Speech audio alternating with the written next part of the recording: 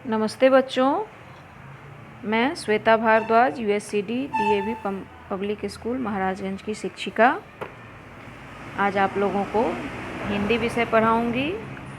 और पिछले क्लास में मैंने पाठ 7 शीर्षक दादाजी कहानी को पढ़ाया था और मैं उम्मीद करती हूँ कि उस कहानी को सभी अच्छे से समझ गए होंगे। कुछ शब्दार्थ भी मैंने लिखाया था, वो आप लोग अच्छे से समझ गए होंगे। फिर मैंने इस कहानी को पढ़ाया था। अब मैं इसके कुछ प्रश्नोत्तर पे जाऊंगी, अभ्यास की ओर बढ़ती हूँ। तो इसका पहला प्रश्न है, एक रोज़ मस्जिद से अजान की आवाज़ क्यों नहीं आई। तो ये आपको बताना होगा कि एक रोज़ मस्जिद से अजान की आवाज़ क्यों नहीं आई। रोज़ आती थी तो एक रोज़ क्यों नहीं आई। तो इसका आंसर हम लोग उत्तर लिखेंगे कि एक रोज़ मस्जिद से अजान की आवाज़ इसलिए नहीं आई क्योंकि उस रोज़ दादाजी की तबीयत ठीक नहीं थी या दादाजी बीमार हो गए थे। ठीक है, इसको आप इस तरह से लिखिएगा।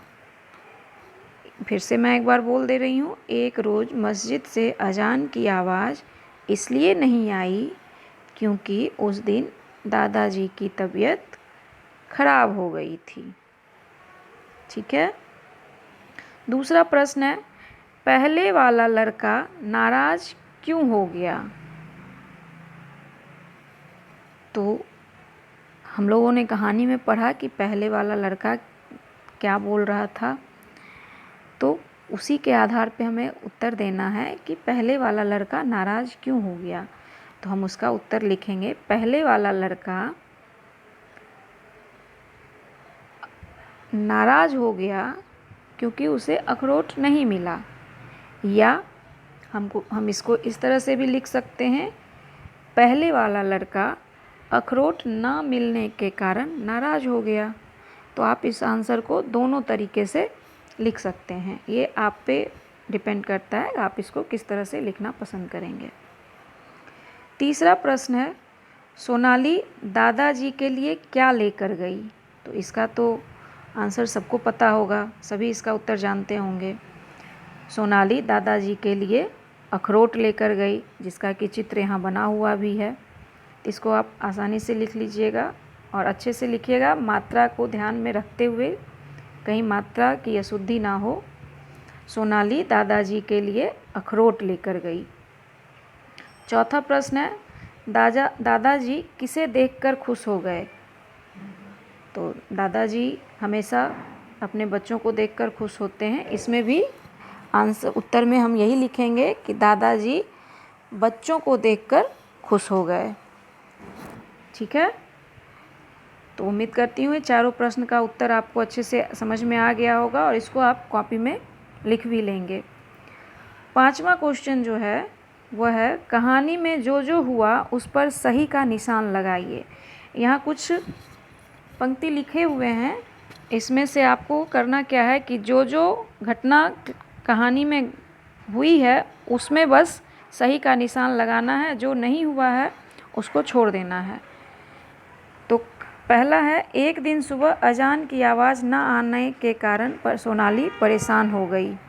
तो क्या ये सही है, ये हुई थी कहानी में।